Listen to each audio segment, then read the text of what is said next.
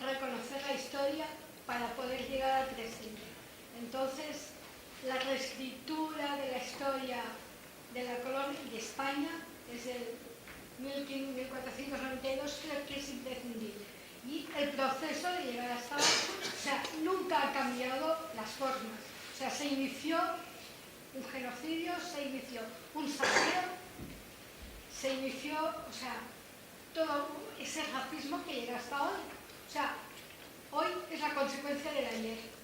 Con lo cual, el ayer es imprescindible reescribirlo, reconocerlo y a partir de ahí todo el proceso que ha llegado hasta hoy.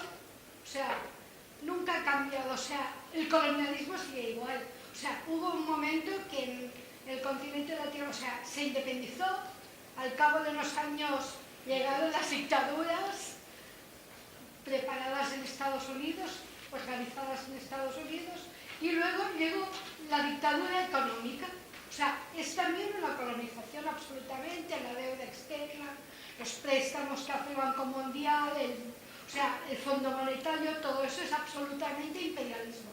Entonces, pero ha de ser un proceso desde el inicio de este imperialismo que se inició en 1492, siempre, eso sí, reforzando también la posterior colonización de África. En España jamás se ha oído hablar de qué pasó en Guinea Ecuatorial mientras fue colonia. O sea, eso es horroroso. O sea, menos del continente de Ariel, algo hemos escuchado, han habido cronistas, o sea, o simplemente leyendo el libro de Galeano, a uno se le ponen los pelos de punta, pero de Guinea Ecuatorial absolutamente nada. Entonces, buscar, o sea, realmente reconocer el pasado, es imprescindible, desde el pasado hasta hoy, que lógicamente todo lo que es la ley de extranjería, o sea, se ha de luchar contra esto, ¿no? Pero reconociendo desde el inicio, si no, hay algo que se corta y cambia.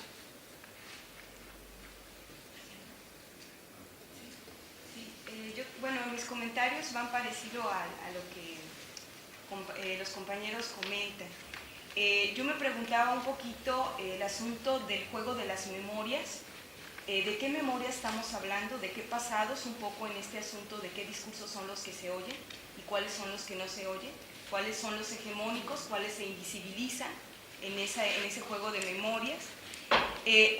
Algo muy interesante, bueno, que en la mesa salió, es el hablar del ponernos melancólicos cuando hablamos de ese pasado de más allá de 500 años, y que, bueno, me generó una pregunta en donde ¿por qué hablar de lo melancólico, ¿no?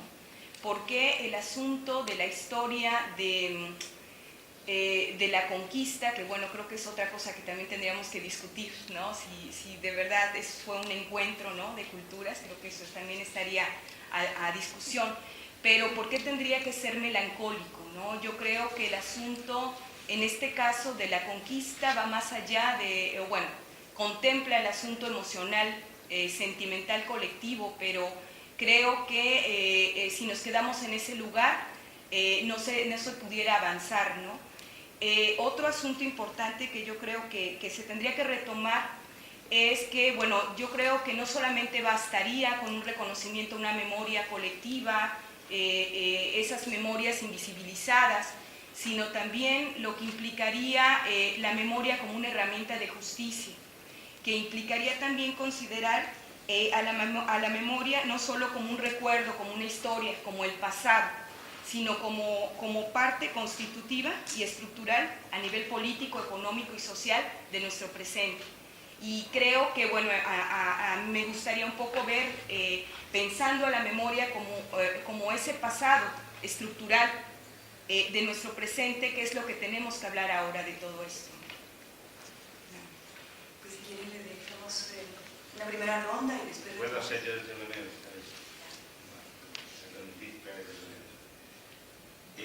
yo coincido con las dos últimas intervenciones, o sea, bueno, a lo mejor por un defecto de oficio, ¿no? Porque si no, ¿cómo valorizo mi propio oficio?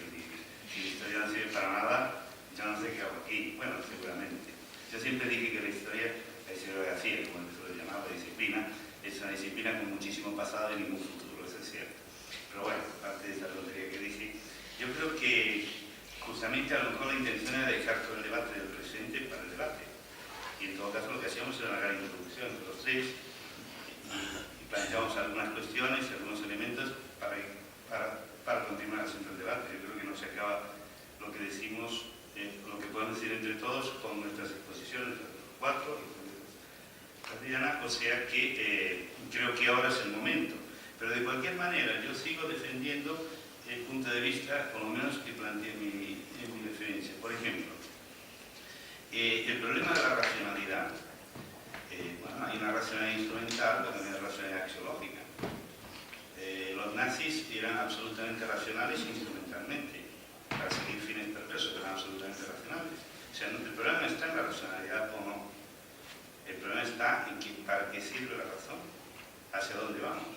Por eso digo que hay una parte de ilustración. Es el gran problema que tiene Adorno Horkheimer en su libro brillante de ilustración, que termina enrodándose en su propia... O sea, quieren salvar la ilustración de sí misma. Hay una parte de la ilustración que es absolutamente rescatable. Pero que el problema es que en realidad la ilustración es la culminación de un proceso de construcción de una visión del ser humano que hoy en día yo creo que nos resulta de absoluta utilidad. De absoluta utilidad, porque aquello que parecía cosa del pasado, ¿no? vuelve cada vez, y vuelve el racismo, no solamente bajo el ropaje cultural, también hay insinuaciones de racismo biológico. La curva de la campana, un libro, salió en los años 80. Sí. ¿Cómo eran los 60? Sí, eran dos académicos norteamericanos, sí, que pretendían demostrar que los afroamericanos eran pobres porque eran tontos, o sea, porque eran más tontos que los blancos, es una defensa brutal de un racismo de base biológica, no sé si me explico. Eso es de los años 80, bueno, a mí me gusta mucho decir el siglo pasado porque es el siglo en el que pasó la mayor parte de mi vida y seguramente no creo que vaya a vivir 50 años más, por lo tanto, a la edad que tengo, es sigue del siglo XX mi siglo, ¿no? Digamos, bueno, pero digamos por convención del siglo pasado. O sea, hace muy poquito, no estamos hablando de los años 30 ni de antes de la Primera Guerra Mundial, estamos hablando de los años 80. Un paleontólogo de la categoría, no solamente científica, sino también humana, como Stephen Jay Gould, fue uno de los que tuvo que salir al trapo, ¿no es cierto?, para rebatir a este libro, La Curva de la Campana, recomendado además el libro de dos académicos muy prestigiosos. O sea, el problema está en que la razón racial, la razón racista, la razón exterminista, que termina siendo eso, llegó a tener en un momento una legitimación por la propia academia y por el contexto social que servía perfectamente a los fines del capitalismo. Acá vosotros hacéis una cita de la Subirá que perfectamente sintetiza lo que yo estoy intentando de esta manera tropezona de explicar. ¿No es cierto? Por lo tanto, el problema no está en si racionalidad sí o racionalidad no. El problema es para qué sirve, o sea, cuáles son los objetivos de la razón. Si los objetivos de la razón son afirmar la libertad y la igualdad, y son dos términos que para mí están absolutamente vinculados. El término igualdad que había acuñado Etienne Balibar en una obra extraordinaria, que sería justamente el eje sobre el cual estructura una sociedad futura más humana, donde la igualdad y la libertad son condiciones recíprocas de sí mismas. Creo que puede ser un punto de referencia. Yo creo que no podemos avanzar por el momento más allá de esos puntos de referencia. No podemos definir un programa completo de reestructuración de las sociedades humanas en el sentido humano y humanista. Respecto al problema de las multinacionales, yo creo que España, como muchos otros países, pertenece a la órbita, como muy bien decía Jesús, a la órbita del tercer mundo. Mejor dicho, porque en realidad la diferencia entre el imperialismo de la época expansiva, el imperialismo de la Reina Victoria o el imperialismo, digamos, hasta el periodo entre guerras, en el cual, si bien tanto las metrópolis imperiales como los países dominados eran sociedades clasistas, se podían establecer gradientes importantes entre las clases oprimidas de uno y otro sitio, pero es que una de las características de la globalización es que me parece que nos igualó a todos. O sea, hay tantas bolsas de miseria y de padecimiento en los países anteriormente centrales como en los países periféricos. O hay tantas acumulaciones de riqueza en los países periféricos. El otro día estaba leyendo un artículo, la clase, sectores en América Latina, de las clases, quiero decir, lo que tienen mayor número de ingresos, que tienen mayores ingresos que las clases más altas de algunos países de Europa. Entonces, en el caso de España, yo creo que España ha hecho el papel, como mucho, de subimperialismo, un poco el papel que toca hacer Brasil durante un tiempo, bueno, y que de alguna manera también sigue desempeñando con ciertos intentos de Lula. Ahora, supongo que los seguirán esa línea de tener una cierta política autonómica respecto al imperio central, y porque las llamadas transnacionales españolas son españolas por el registro comercial, pero están absolutamente coparticipadas por capitales norteamericanos y por capitales europeos, o sea que no podemos hablar tampoco de un imperialismo español, ni mucho menos. Por lo tanto, yo creo que lo que más nos importa, y ahí es donde podemos ofrecernos una mano recíproca, es en reconocernos cuál es el nivel de opresión que soportamos y cuáles son los objetivos que de un lado y otro del Atlántico, de un lado y otro del Pacífico tenemos que lograr para enviar un mundo mejor que el que vivimos. Yo lo veo así, perdónenme la llaneza y la simpleza y tal vez el